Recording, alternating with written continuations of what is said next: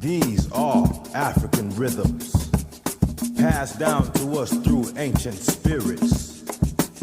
Feel the spirit. This is Africa World Now Project. I'm your host and producer, James Pope. Today, part 2 of our Hip Hop is Critical Pan-African Consciousness series with scholar, activist, artist, Dr. Will Boone. Africa World Now Project is next. Get off.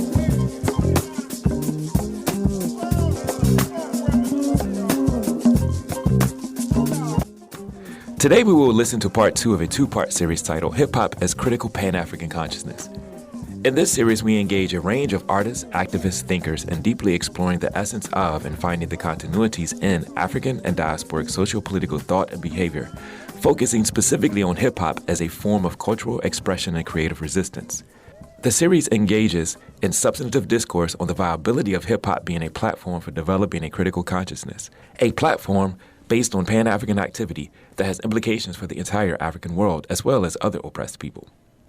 Today's conversation, in particular, is intent on sparking a shift in our approaches to cultural production, resistance, and art as emancipatory practice. It seeks to interrogate what we know and how we have come to know what we know.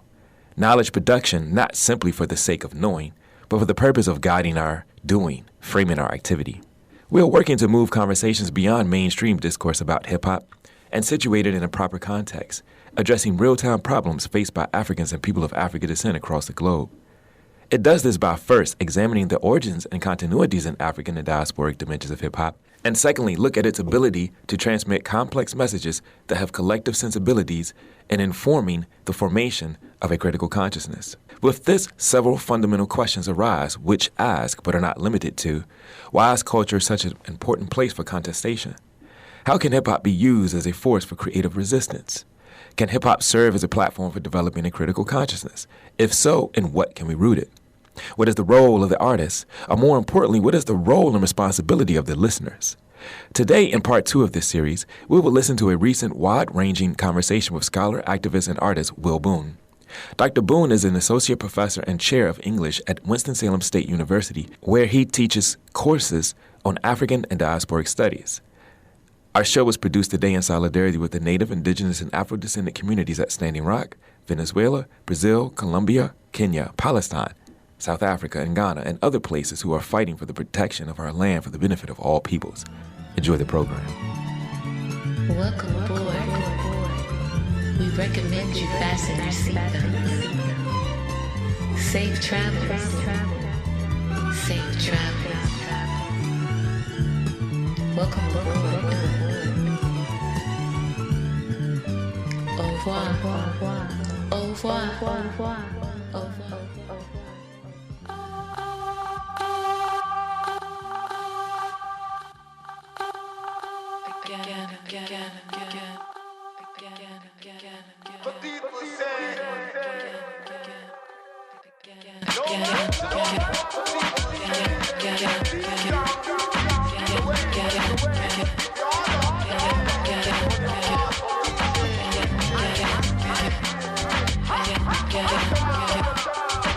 Welcome, Dr. Boone.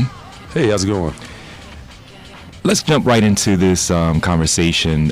This is part 2 of a series that Africa World Now Project, an age-old conversation actually about the role and responsibility of the black artists, not only to the context of African diasporic artists, but also to the African world. And I wanted to start off with this question that I think is a very, very important question where we can kind of be a jumping point, a jumping off point. Why is culture such an important place for contestation? I mean, that's a great question, but I guess I would maybe narrow the question a bit and kind of focus in on, African-American culture over maybe the last, 20, 30, 40, 50 years.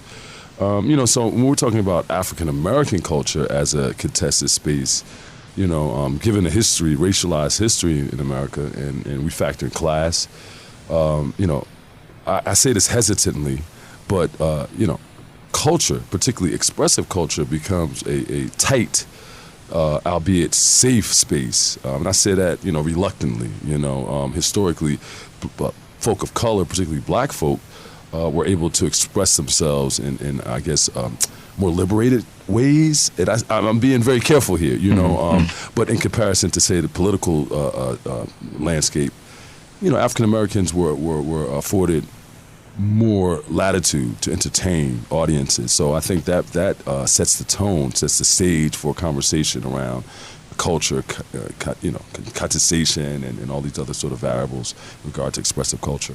So that's pulling that thread a little bit. We talked about culture and we talked about expressive culture. It's certain elements, and you're talking about it being a liberated space. And let's deal with this idea of a liberated space in the context of entertainment. Let's look at it. Let's look at the history a little bit here. And you're talking specifically diasporic here in the United States. People of African descent here in the United States. Expressive culture, our culture, as expressive culture is a component of a broader term of culture. You mentioned liberated space, and you also the latitude for entertainment. We know in Brazil, capoeira was a form of cultural expression, but the way that it developed itself. It developed itself in a form of resistance, but it also, the overseers or the plantationers looked at it as being entertaining, not understanding that there were some elements underneath that, and I wanted to pull on this thread here because I think you're kind of you're on a point here. You're on a very, very important place. This expressive culture being a liberated space, but also being an idea for entertainment. Let's look at that. Let's look at that a little bit more. Like, is it entertainment for entertainment's sake, or is there something else here within the context of peoples of African descent here using culture as something else, using culture as not only entertainment, it meant something different. Well, I mean, I think here we delve into, I guess, operationalizing, sort of some of these terms. So I would argue, and I made this argument, since I was, a doctoral student, I would argue, if we're talking about quote unquote true hip hop or quote unquote authentic hip hop, I would lean on KRS-One sort of framework, the teacher. And so, this raised another question around representation, but I'll get into that later. But if we listen to somebody like KRS-One, and even somebody like African Bambaataa, who's, been under scrutiny lately, but he's still, a major figure in the culture, they would argue that real quote unquote hip hop is edutainment. And so I think therein lies some of the tension, if you will, within a culture. This split between these binaries that are created, and I would argue that they're probably not inherent to hip hop, but I would argue that they're more inherent to American culture. Is something good? Is it bad? And one final point around capoeira, the legibility of black culture. In other words, is capoeira a dance? Well, if you talk to a capoeirista, they will tell you that it's not a dance. However, and this is a direct quote from Cobra Mance out of Bahia, Brazil, Salvador, and he says, well, it's a game, it's a dance. However, everyone does not play the game the same, right? So, within that context, one could see how there is room for fun, instruction, discipline, growth is all within the paradigm. In other words, it's not a conflict if it's self-defense and fun. But in sort of Western constructs, if you look at karate, for example, or boxing, right? These tend to be binary in their construction, Right, because this is idea. Because I think we have to pull in this idea. What does culture mean? How do we define culture? Right. Yes. So, and let's push on that idea. Is that do we have a very limited understanding? Are there different understandings of what culture is and what it isn't, based upon the theoretical frameworks, the philosophical frameworks, the epistemological frameworks, the ontological frameworks of which one is approaching? To give you an example from a Western perspective, is that you would define culture based upon its elements, not necessarily its deeper construct, its deeper its deeper structure. A little bit. I mean, I know Linda Myers James wrote a very, very important article on the deep structure of culture. I know Wade Nobles did a lot of work on this idea of culture as well. So this idea of culture, that's the reason why I wanted to start this interview out with this. Why is it, this idea of culture being a place of contestation contestation because, again, you're having a people that's being taken from their culture. When we're talking about, if we're starting a diaspora, because that's where we started. You said you wanted to look at it here in the United States. You're having a people that's being taken out of a certain socio-political and cultural environment and being placed into another that have to form other ways of being, other ways of knowing within the context of the conditions within which they find themselves, right? So this place of contestation, this binary, that culture has always not been something different. It's always meant something different to people of African descent, Africans to people of African descent. Yeah. I mean, and I think this is, if we go back to Meyer's work and this question of deep structure, I mean, I think this is an opportunity to sort of be more critical in even our theorists' understanding of culture. So I would argue, as kind of a moderate Afrocentric theorist and intellectual, that I think sometimes we make a leap in that construct. In other words, in order to understand the deep structure, we have to fully understand surface. Or so sometimes it's like this cat, the tail chasing, wagging the dog kind of thing, right? And so I think oftentimes we don't understand the surface structure, which could perhaps lead to a misunderstanding of the deep structure, or vice versa. And so I draw on scholars, folklorists such as Zora Neale Hurston, and I think this is points to a really serious oversight amongst academicians. In other words, Hurston was a folklorist, so her theory wasn't informed by a book or merely books, written text. She was in the field.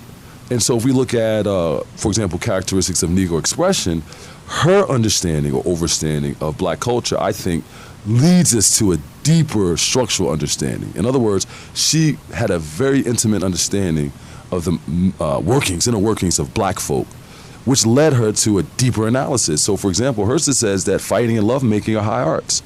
I would argue that many contemporary, quote-unquote, black intellectuals would look at fighting not as an art, but as some criminal act, for example. And that could lead to a serious, so how can I say it, faulty analysis, let's say. You're not looking at things properly, accurately. Your translation is off. So the idea of fighting has a negative connotation, but if you look at fighting as being a struggle of ideas, a struggle of wills, a struggle of epistemological understanding of the world, right? Philosophical understandings of the world.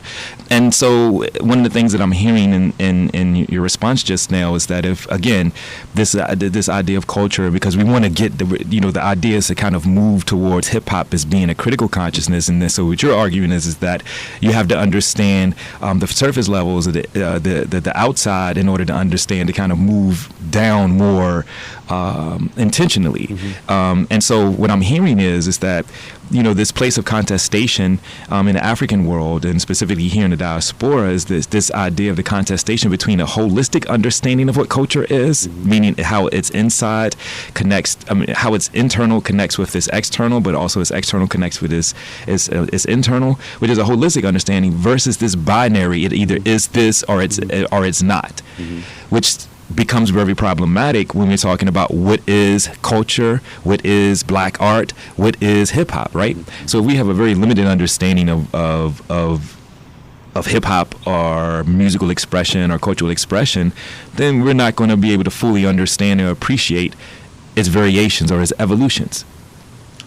Correct. I mean, and I'm gonna take that. I'm gonna be a little more heavy-handed here. I don't think. And I'm going to step out on a limb here. I hope listeners, push back here if I'm off. I'm not sure the Ivory Tower or the Ebony Tower is really concerned with understanding black folk, folk of color. And so, we could bring this back to Achebe and Things Fall Apart. Being a literary theorist, I draw on Achebe's analysis when I'm trying to understand, quote unquote, African continental sort of culture and how it relates to what's going on here diasporically in the West.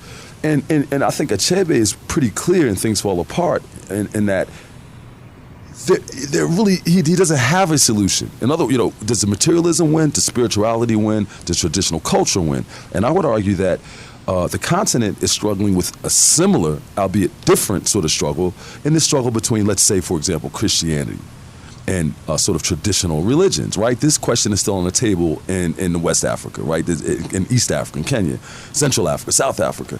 So again, if we don't understand the politics there, to then try to transcribe our understanding of that, it's just a quagmire, if you will, a conundrum of sorts, and that's where I think Achebe is brilliant, not so much in answering a question, but raising this question. What's the solution? Is there a solution? What's the framework? What's the bridge that needs to be created between the elders and the young folk? And I think that's the real issue, even when we talk about hip hop culture. Who are the gatekeepers? Who are the overseers? Who are the elders? We're the elders. That would be my question. And so, my personal work is very hands on. I deal directly with hip hop artists for that reason. Many hip hop artists, like many black professional athletes, African American, they have a lot of money, very little guidance. Mm-hmm. And then the question becomes, well, who gives them the guidance? Is it the big banks?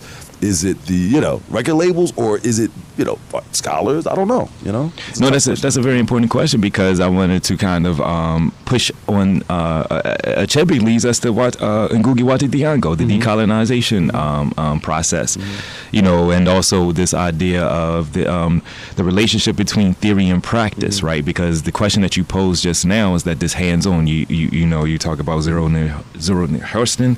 You talk about these practical approaches to developing a theory, which also brings me back, if you're talking about liberation, you're talking about resistance, this brings me back obviously to Amilcar Cabral, looking at these real conditions that how can you use these conditions within the context of developing a theory towards a specific ends. And then in decolonization is to decolonizing not only your physical existence, but also your mental and spiritual existence as well. And if we're talking about hip hop, we have to understand that there's something deeper there. The idea of the way that the music makes you feel. What does it do? At one particular time they were saying that hip hop, made people act a certain way. So before we really dive into this question of hip hop being a platform for developing what I am calling, or what I'm looking at as being a critical Pan-African consciousness, can we?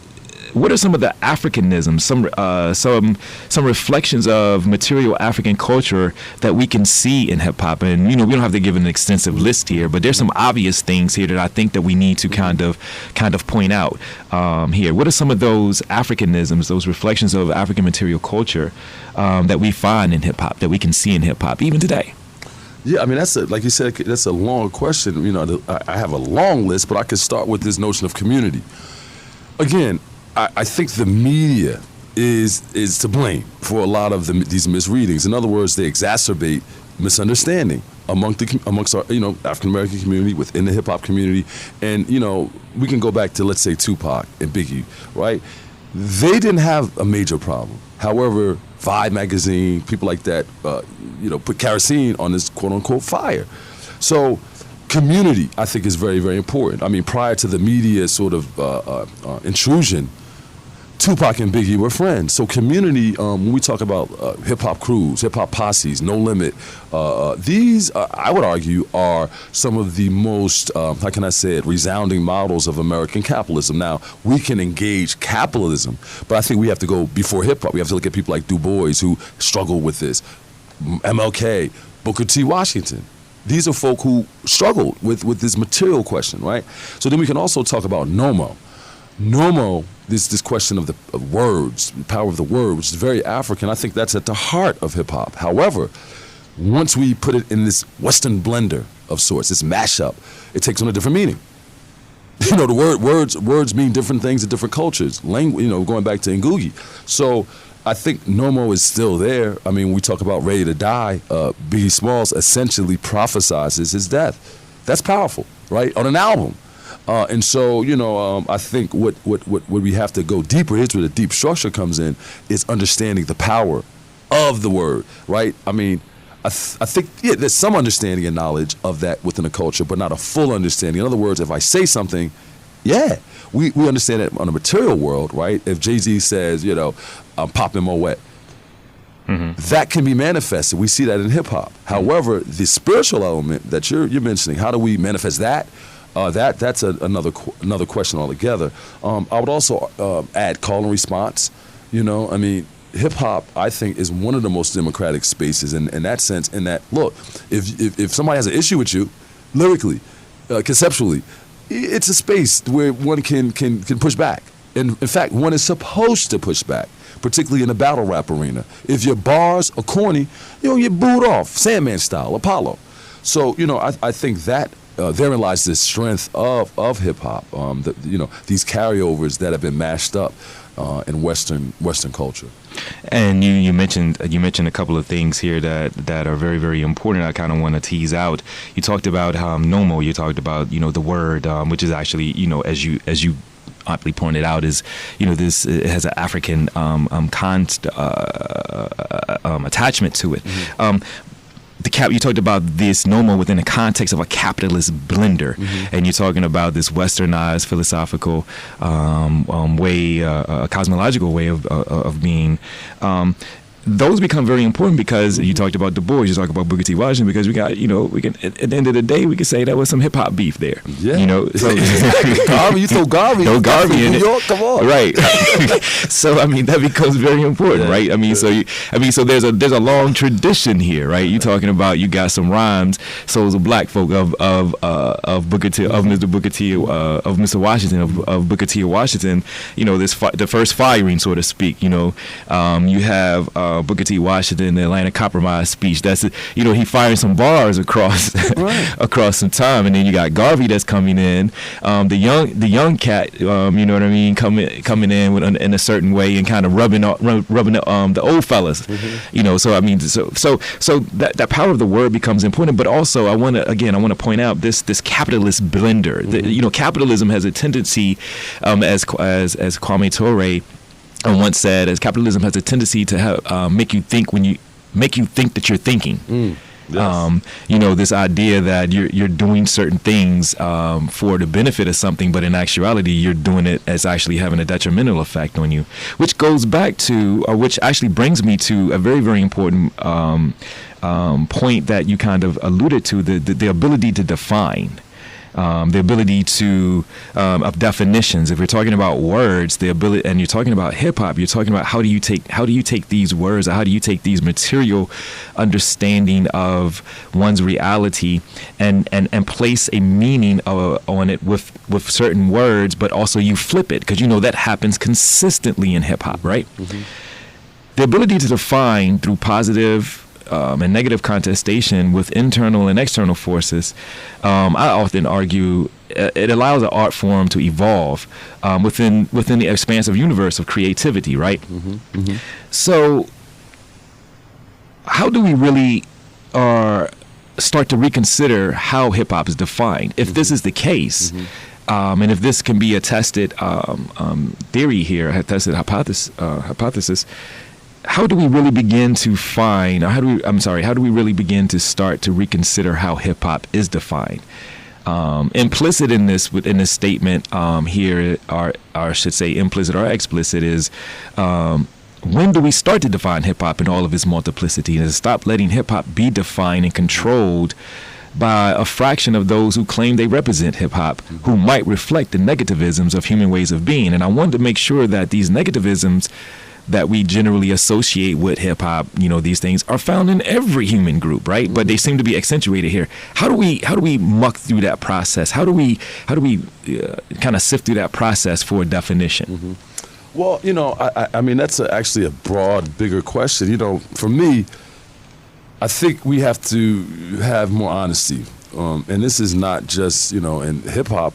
But I think hip-hop is probably one of the most honest sort of media.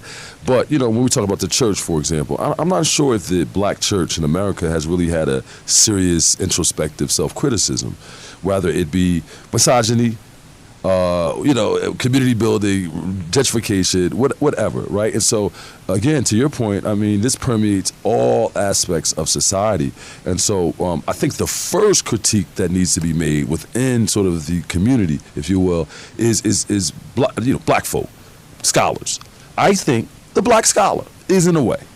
I really, really, really, really do. And I think the black scholar, in my opinion, is largely to blame, quote unquote, for misrepresenting the culture.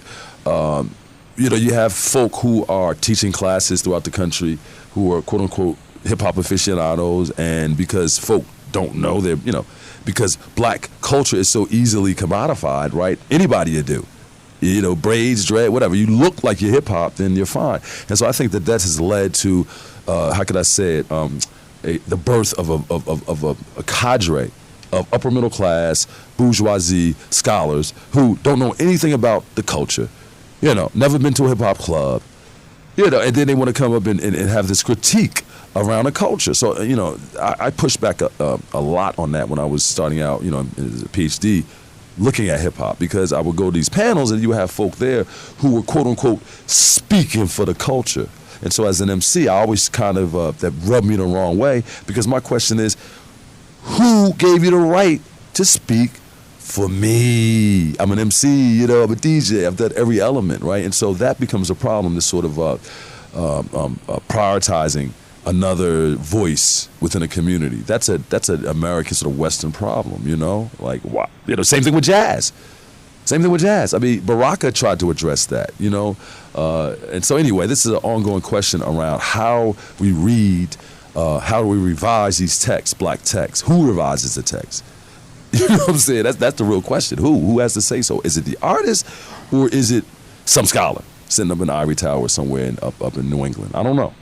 No, that's an important question. I mean, because you actually was reading my mind just now because I actually just wrote down. Amir Baraka actually talked about this idea of a lot of people who are speaking for the culture, and he was talking within the context of black culture and looking at jazz. But this can be applied to hip hop and everything else. And what you're saying, and I'm gonna sum up what he said here specifically is that he said we have a lot of scholars or thinkers who are writing about black culture, but who have never been a part of black culture because of the black apartheid system after deconstruction. Is that a lot of people who are speaking for quote unquote black people or black culture never really kind of had a way they've only dealt with elements of what it is, but not the deep structure of what Amir Baraka was trying to talk about. This also brings us, very swiftly here to this question of the role and responsibility of the artist. Mm-hmm. It's always brought up in these discussions. What tool can we use to measure or hold artists accountable?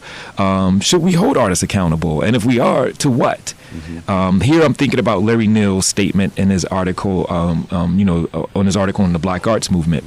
Mm-hmm. In this article, he writes, "The Black Arts Movement is radically opposed to any concept of the artist that alienates him from his community. Black art is the aesthetic and spiritual sister of the Black Power concept. As such, it envisions an art that speaks directly to the needs and aspirations of Black America.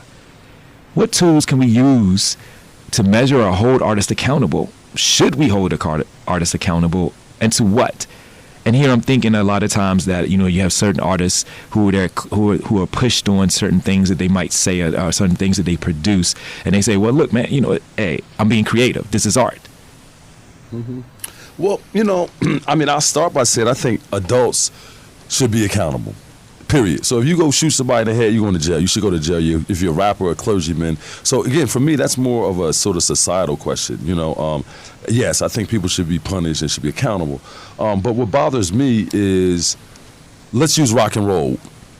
Rock and roll artists go destroy rooms, do all kinds of things with women, and they get a pass, essentially, right? But, you look at somebody like Tupac, who was accused of raping, it's much more complicated. So, I think I wanted to insert that. But I have two kind of bigger questions around black art. One, I don't know what black art is in the 21st century. Because I was thinking about this the other day. It's called Van Vetchen, Nigga Heaven. Is that black art? The Lomax's recording blues art. So I think the 21st century in particular calls into question not only race, but the sort of racialized art. I don't know what black art is in the 21st century. That's a bigger question. But I think a bigger question than black art, what is black art, is, was the Black Arts Movement successful? Because if we assume that it was, then perhaps we overlook some things. So, for example, was the Black Arts Movement a success in terms of institution building? What kind of economics flowed through the communities? I would say that hip-hop is quintessentially American. It's capitalist. So I would argue that in order to create a different art, we need to create a different world, essentially. Right now, that's where we're at, capitalism. We have a capitalistic president. Americans want to be capitalists. Most people around the world want to be capitalists. Most people, they go to Walmart. This is the bastion of capitalism. So, again, I think it's this kind of dog wagging a tail kind of scenario, this causal effect. I think hip-hop emerges out of a capitalistic, greedy culture. T.D. Jakes, all the, churches. It was this guy who wanted a jet, a pastor. I don't know what a hip-hop artist that wanted a jet, in that way. So it's like, it is a bigger problem. Politicians, all these people are greedy. I think hip-hop, like many pro athletes, are just scapegoats for a bigger con, in other words. So I think, it's a complex question because I don't know. I don't have an answer. How do we solve capitalism? How do we solve exploitation? I don't know. In black music, like everything else in the world, class struggle is going on. In black music is class struggle between those who want to make Afro-American music an appendage of European concert music on the one hand, and those who understand that the music is really the expression of the great majority of Afro-American working people. So we're going to do two things. First one called Class Struggle in Music. Number one.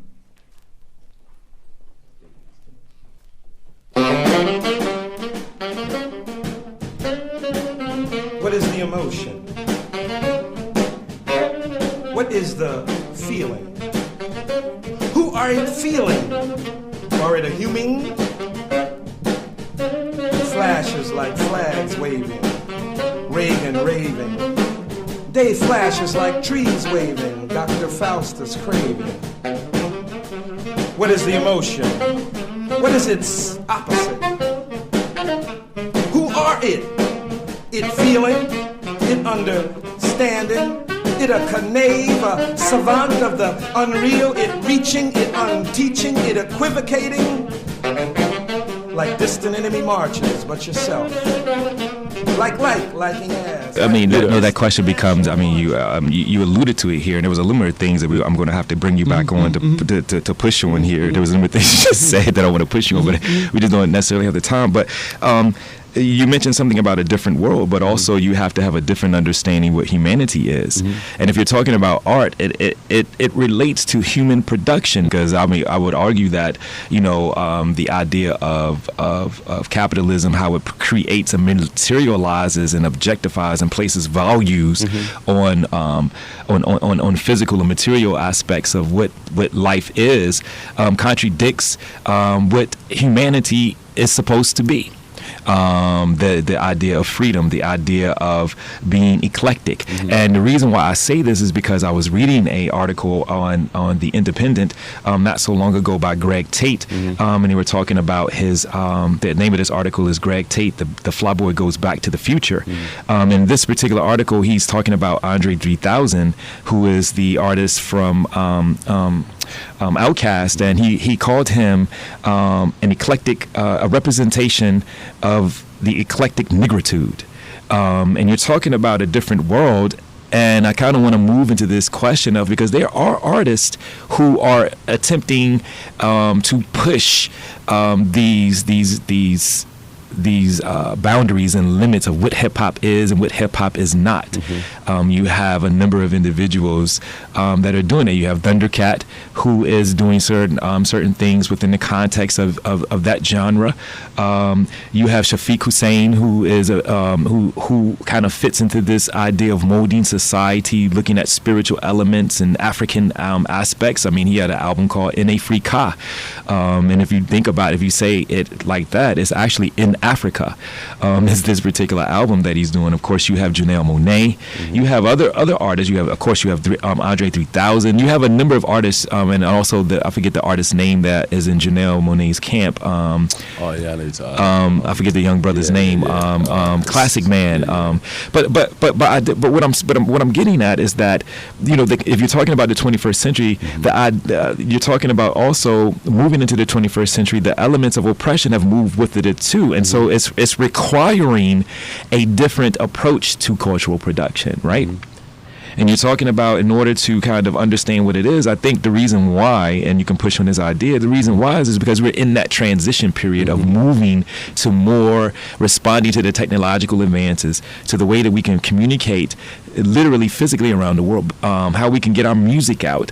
Everybody can be a rap artist today if you got a YouTube page, right? So, I mean, let's respond to that. I mean, this idea of creating a different world in order to, I would argue, push back on that question is that in order to kind of see what black art is, you really have to look at, you have to place Africa and people of African descent and place it into the context or to the question of humanity. We really have to start to go back to that particular question. Yeah, well, I would agree, but I think I would back up. Are black people ready to be human? I mean, again, this is not about hip hop. I mean, if we look at black music and African American music, it emerges out of the church. So you see people like Al Green who start out in the church and they're looking for something more.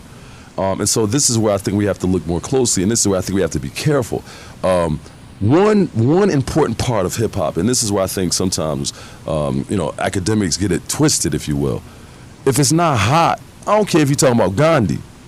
You feel me? Like, nobody cares in hip-hop, because there's a stylistic, aesthetic element that's fundamental. It's similar with jazz. I mean, it's not just about playing a scale. Anybody can do that, right? But how can you make it fly? And that's, I think, what Tate was trying to get at. But I mean, again, I think we're in the midst, as you state, of creating that world. We're so far removed. I mean, because we're still living in a world where black people are getting killed in the streets. Let me push on that. You know what I'm saying? Black lives. I mean, a brother just got killed. I was just watching on Ohio State. Blowing people up. I mean, so it's not a hip-hop problem. It's these other folk.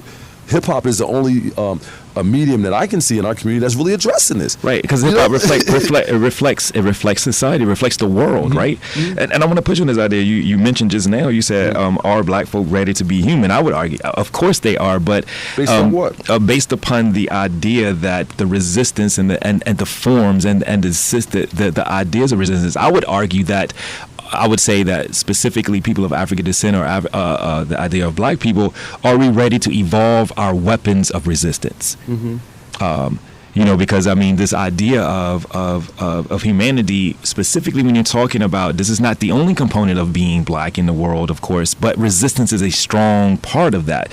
So I would argue that the forms of that's the reason why I'm looking at hip hop as a platform for a critical consciousness, and I'm saying specifically for a critical Pan-African consciousness, because to define that is that we're having not only being aware of one's conditions of oppression, but doing something about it. But I guess I would push back and say, I mean, this is where I disagree with a lot of academics. I would say that 2 Chainz is doing more for the black community than any of these scholars. Than Common? No, scholars. Scholars, okay. Yeah, scholars. So I think these sort of framework is off. There's this assumption that just because somebody got a degree or they're at a university doing something, that's false. Right. False. That's the problem. Right. If the educators aren't educated, you're going to have a bunch of ignorant people. You know what I mean? Right. Young people. And that's the problem. But I think academics like myself, we're so in our world of critique that we don't realize we're the problem. Right. And so, in terms of hip hop, I say, I would argue that they're doing it. I mean, Jay-Z, for all of his, all the critiques we could level against Jay-Z, I mean, when we break down the poetics of Jay-Z's lyricism, I think he's speaking to that world. I can't think of the song, but I'll quote. He says, y'all don't care, I don't care. Y'all acting like y'all don't hear. Right? And so, there's so much embedded in the music, but like jazz, I don't think people are listening. Oh, yeah. And I mean, that's where we have this kind of conversation where it's like, they are doing it. Chicago, those brothers are, Chief Keefs, the Little Dirks, they are changing their community. Now, the question is, positive or negative?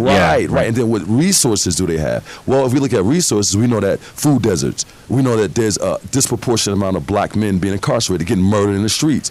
So until we fix those problems, I don't even care what's happening with hip-hop. Until they stop killing black men, I don't care what's happening. I mean, look, 2 Chainz, I don't know how many people he's killed, right? But I do know that cat Zimmerman killed the black man. He's still running around. Why we but the black community, some of the people in leadership, don't want to talk about that. They want to talk about 2 Chainz. Look, 2 Chainz, that's the homie. I rock with all, now as an elder and intellectual, I'm here to push their thinking, not to be sort of overseer, the overseer of the plantation. You feel me? So like my thing is, I think it has to be collective, but it's a question of, where's the burden? Is it just on a bunch of oppressed young men, or do the clergy, they have to step up. Do all these chancellors with all this money, right? Making all this money.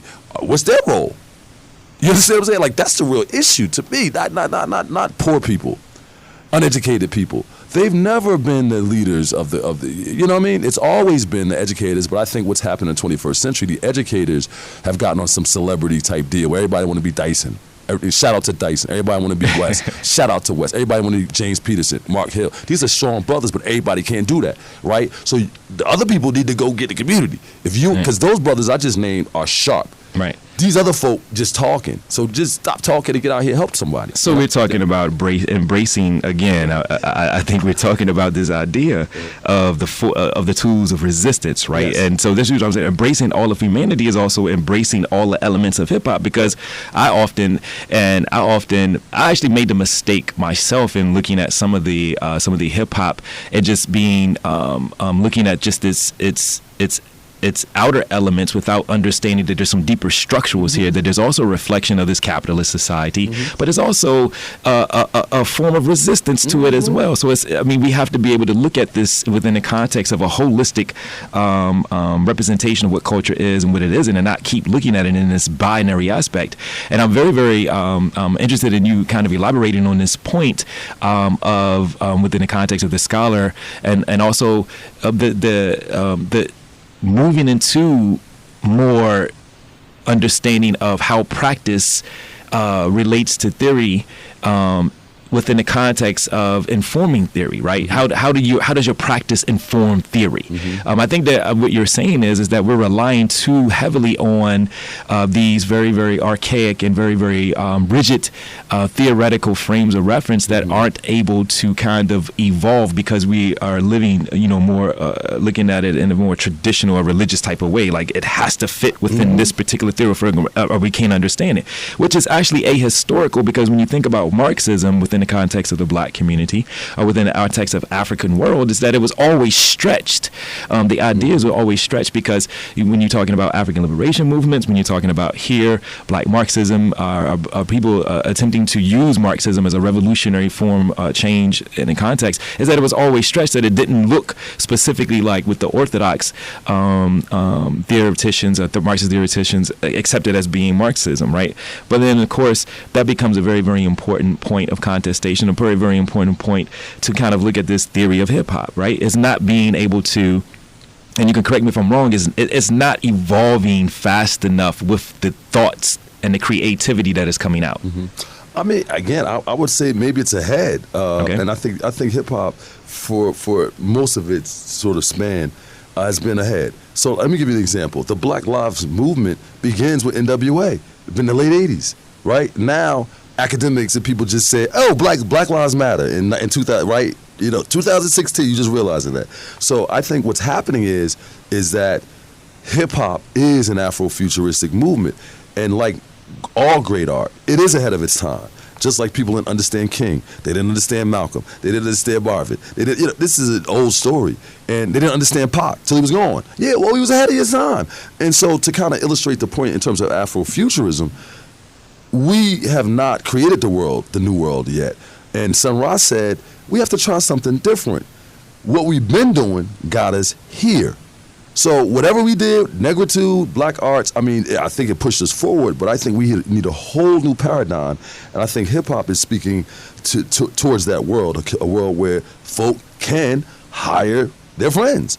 For all the middle class pomp and circumstance, the black community, the middle class community in DC and Philly, they don't owe anything. And that's an old story. And I think the hip hop community has jumped in and said over the last 15 years, people like Master P, look, we're going to create our own jobs. Y'all just want to talk about it. We're going to create a no limit. We're going to, give a cat six figures. And so, I think that's where I see hip hop kind of trying to somehow reconcile the capitalistic, materialistic, spiritualist kind of thing, right? It's not just praying, it's getting your paper. I think America has showed us that time and time again. The Black Arts Movement, Black Power, Black Panthers, that paper was very important. And one could argue that it led to the demise of the movement. Right, because I mean the model becomes, I mean, when I'm looking at it, I mean, again, this is a longer conversation. What we have here is that, you know, I mean, yes, while you have this model, but I mean, you can't use capitalism to defeat capitalism, right? Well, I don't know. That question's still on the table. I think it's the only way. What, capitalism to defeat capitalism? I think it's like a wildfire. You need more fire to stop it. I think that was, how can I say it, a misconception by 20th century African American theorists. And again, we could look at Bobby Seale, for example, that elder. I love him to death. But I don't know if the 60s, because their work was theoretical, right? And they laid the framework for hip hop. So they was using some of the wrong frames of reference. Well, that's another question. Right? That's another question. They were using the Constitution. They were using, relying upon the moral. And they were using the guns too. They were using guns, which hip hop picked up on. Yeah. You know what I'm saying? So this is what I'm drawing this genealogy. Well, not all of them was using the guns. Well, what I'm saying is the imagery. Yeah, okay. That was put forth was a gun. Bobby, but what I'm saying is that hip hop doesn't pick up a gun from thin air.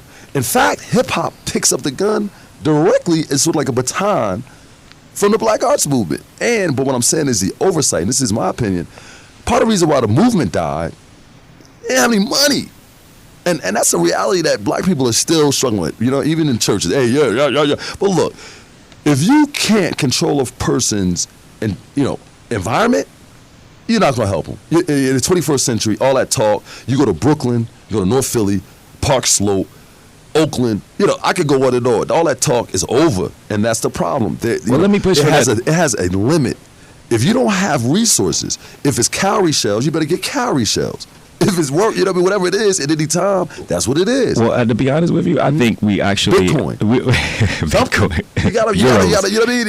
Something. You gotta have something. But let me push on this idea. I mean, the reason why I say that is that if we actually look at we look at this. Let's take your stance here and look at it within the context of that. If we're going to look at resources, I mean, the only resource that actually will create other resources is actually the ownership of land.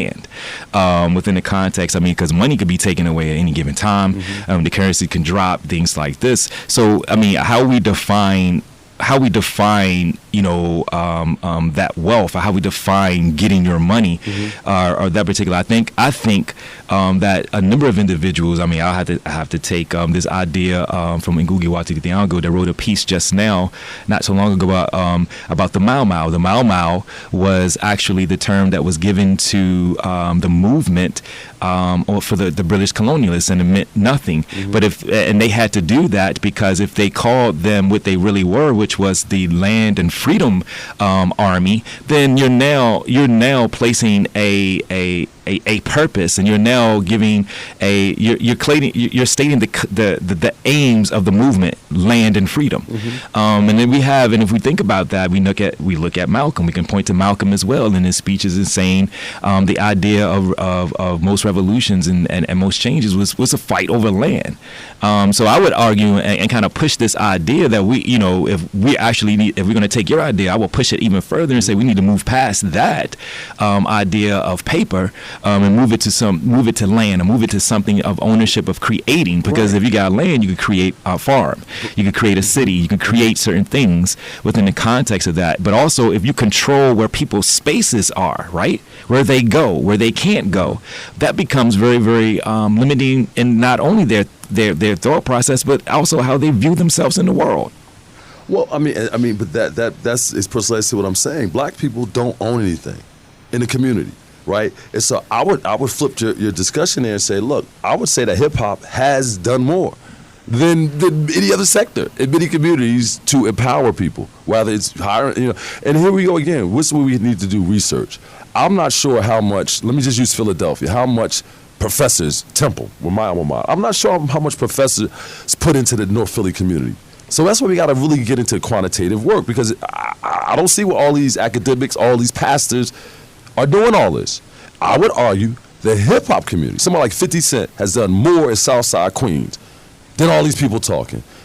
And that's where books. Write books. So this is where I'm saying the premise is off. That the premise begins with all these people doing something. Well, if all these people were doing something, why do we have gentrification all in Southeast like that?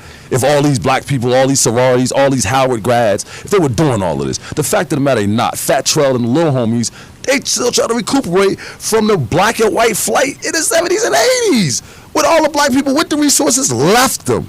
Same thing happened in North. So, I mean, I'm going to tell you like this. I think lower class, working class people, they tired of middle class, the jargon and all that talking. 30 years to do something with the community. What they do? Go out to Largo, Silver Spring, go out to, So, look, this is where I think hip-hop can push the community. Either you're going to do something or whatever. Stay out. Your hood pass is revoked, because I think the middle class has been talking a lot over the last 30 years. And, I'm not sure if they have the will, power, let's say, to do anything other than get their little, car and chicken in the pot. And, that's why we're pushing on this idea of a platform for critical consciousness. This brings us to that's that platform. So this idea of what we're trying to deal with, and of course we can't deal with it all in this particular city. And of course, if there was phone lines open right now, I'm sure that the lines will be lit. Hopefully I'll be back. But I just wanted to thank you. We're definitely not finished with this conversation. I appreciate it. But I just want to bring this back a little bit. Is that, I mean, again, it's like, what do we place? What frames of reference? What epistemological? What cosmological types of references? What ontological types of references do we build or do we move? I argue that we need to build a critical Pan-African consciousness that kind of speaks to and carries out those historically theoretical ideas of what individuals were talking about the unification of the African world for the benefit of all people. Mm-hmm. Because when you look at the movements, even in hip-hop, because if you're talking about hip-hop and we're talking about benefiting, it's actually benefited other people as well, because we know that a lot of people who are not black are getting paid off of the cultural production of hip-hop as well. Again, I wanted to thank you very much for taking the time, and we will visit this conversation again. I appreciate it, Professor Pope. I look forward to it. All right, my man. All right, take care.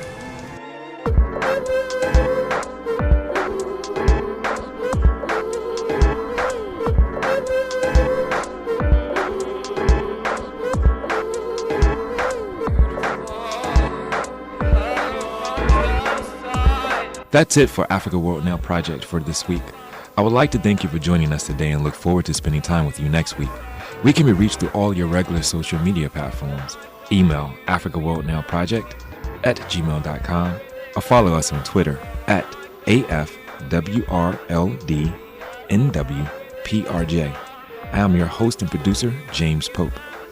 The Africa World Now Project Collective consists of international media journalist, executive producer, and human rights activist, Moiza Mutali, Africa World Now Project international media correspondent, Funa Ngunda, and technology advisor, Byron Gray of Grayworks Technology.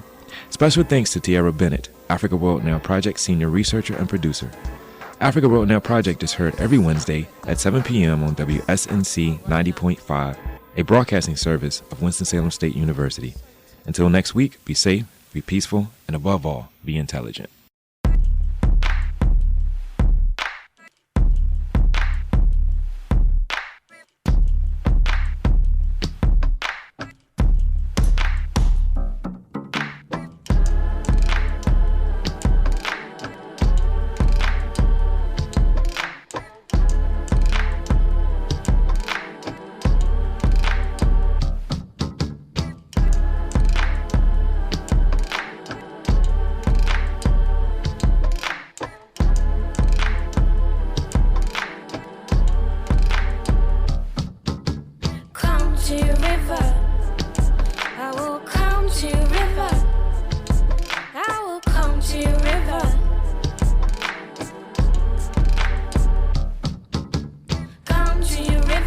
Wash my soul. I will come to your river.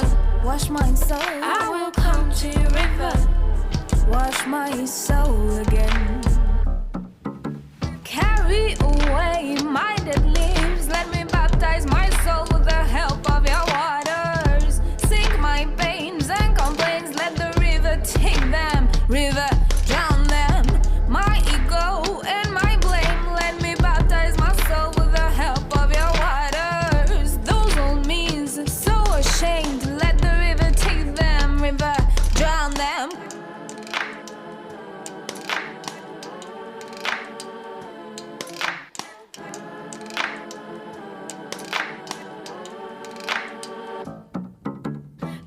to your river.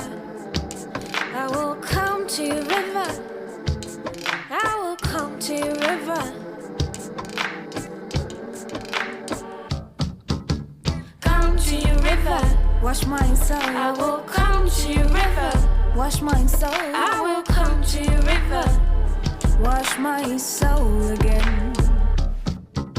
Carry away my old leaves. Let me baptize my soul with the help of your waters. Sink my pains and complaints. Let the river take them. River drown them.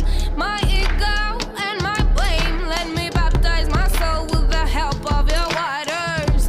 Those old me's so ashamed. Let the river take them. River drown them.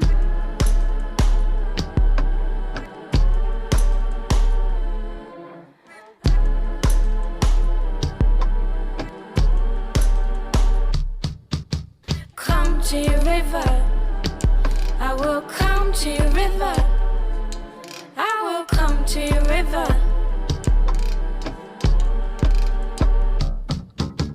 Come to your river. Wash my soul. I will come to your river. Wash my soul. I will come to your river.